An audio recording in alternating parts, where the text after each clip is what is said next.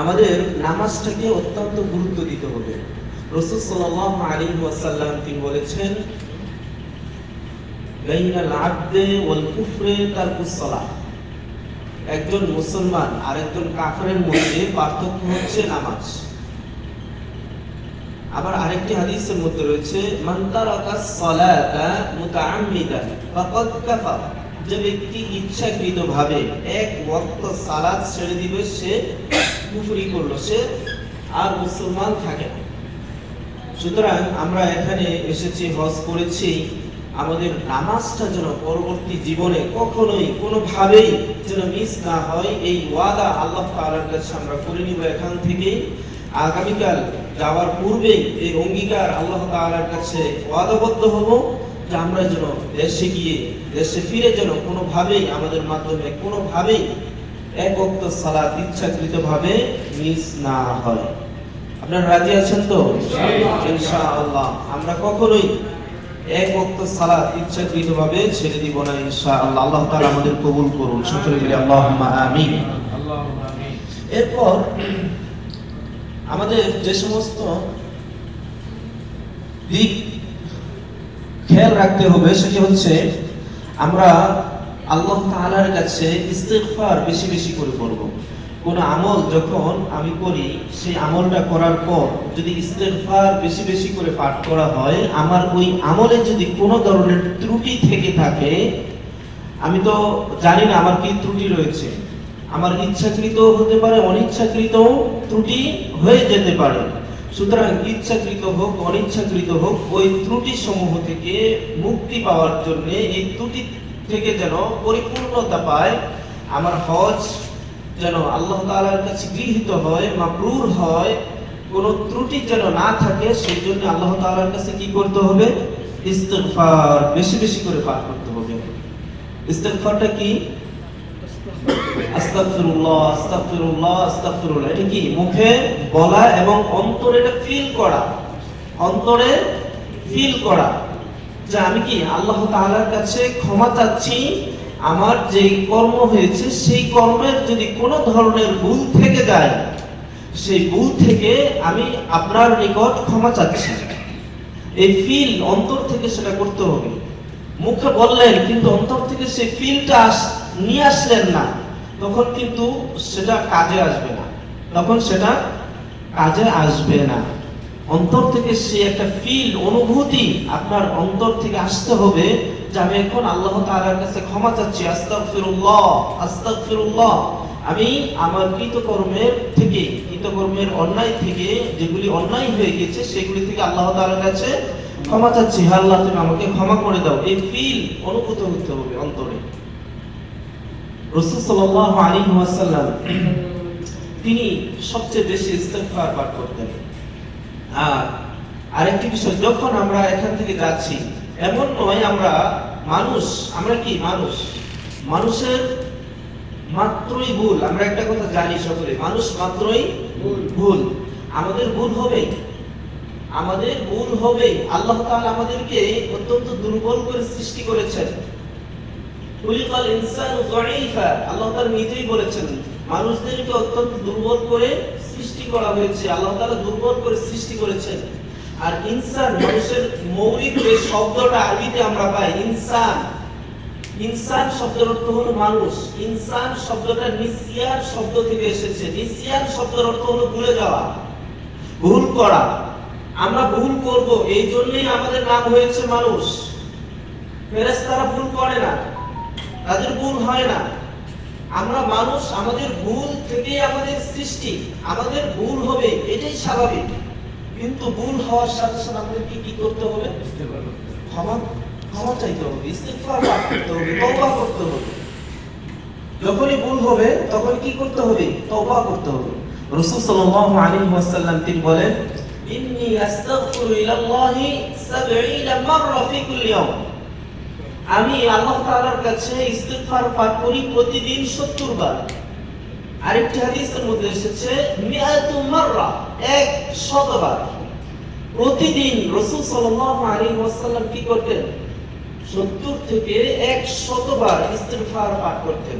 অথচ আমরা কি জানি? রাসূল সাল্লাল্লাহু আলাইহি ওয়াসাল্লাম নিষ্পাপ, আল্লাহর সমস্ত গুনাহ তিনি মাফ করে দিয়েছেন এবং উনি কোনো অন্যায় যেন জড়িত না হয় সেই জন্য ফেরেশতাদের মাধ্যমে প্রোটেক্ট করতেন, উনি যেন বড় কোনো অন্যায়ে লিপ্ত না হন, ওনাকে বাধা দিতেন আল্লাহ তাআলা সরাসরি।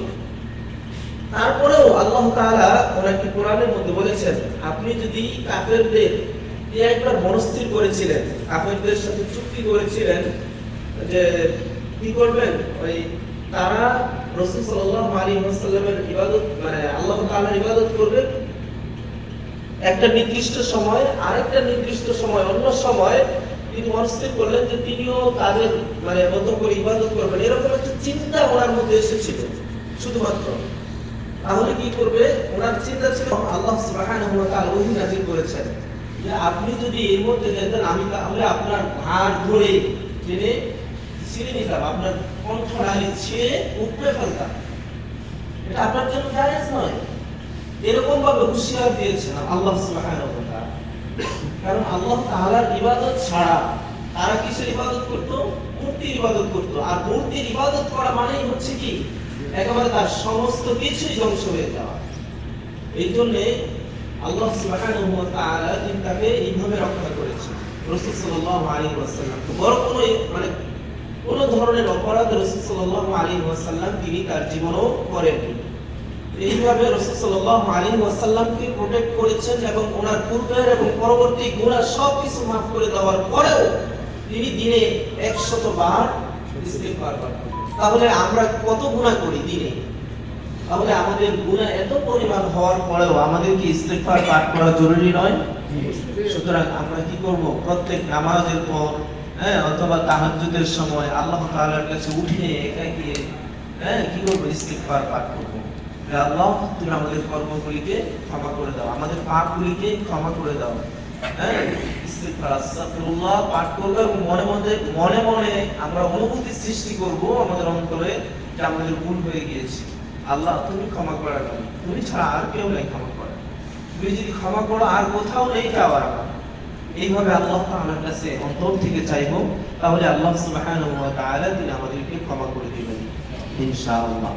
আর কি করতে হবে? ইস্তিগফার যখনই আমাদের ভুল হবে সাথে সাথে ইস্তিগফার পাঠ করতে হবে। ভুল তো আমরা করবই, মানুষ, শয়তান আমাদেরকে ধোঁকা দিবেই দিবে।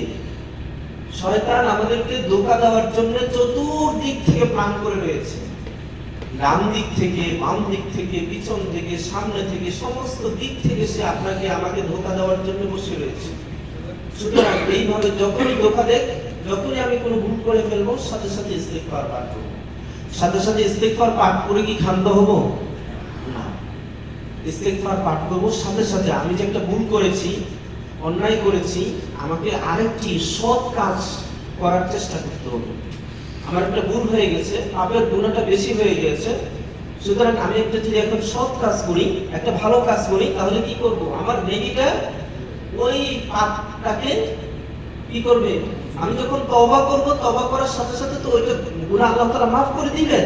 পাশাপাশি যদি আমি আরেকটি নেকের কাজ করি, যদি কোনো কারণবশত আমার সেই তওবাটাও কবুল না হয় আল্লাহ তাআলার কাছে, যদি সাথে সাথে আমি কি করি, আরেকটা সওয়াবের কাজ করি, একটা এতিমকে আমি খাওয়াই অথবা একটা দরিদ্রকে খাওয়াচ্ছি, অথবা আমি যে কোনো একটা ভালো কাজ করি, অন্য একটা ভাইকে সুপরামর্শ দেওয়া, সেটাও একটা ভালো মানে সাদাকা।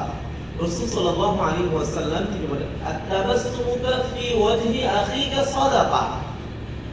আপনি আপনার ভাই, মুসলমান ভাইকে দেখে একটু হাসলেন, আপনার হাসি দেখে ওই মুসলমান ভাইটা কি হলো, খুশি হয়ে গেল। এর বিনিময়ে আল্লাহ তাআলা আপনার আমলনামা লিখে দিবেন। আপনি আপনার কারণে, আপনার মুখের হাসির কারণে ওই ভাইটা খুশি হয়েছে, সুতরাং এই খুশির বিনিময়টাও আল্লাহ তাআলা আপনার দিয়ে দিবেন। ঠিক তেমনি ভাবে আপনি যখনই বা আমরা যখনই কোনো ধরনের অপরাধ করব, ক্ষমা চাওয়ার পাশাপাশি যে কোনো এক বা একাধিক সৎ কাজ করব, নেকের কাজ করব, দান করব, সদকা করব, গরিবকে খাওয়াবো, অথবা একটা এতিম বাচ্চাকে খাওয়াবো, অথবা একটা এতিম বাচ্চার ভরণ পোষণ করব। এইভাবে আমরা কি করব, সৎ কাজগুলিকে একটু বাড়ানোর চেষ্টা করব না ইনশাআল্লাহ? ইনশাআল্লাহ চেষ্টা করব। আমরা এখানে যারা এসেছি আমরা কিন্তু সকলেই ধনী, এখানে যারা এসেছি সকলেই ধনী, আমাদের অনেক টাকা পয়সা আল্লাহ তাআলা দিয়েছেন। আমরা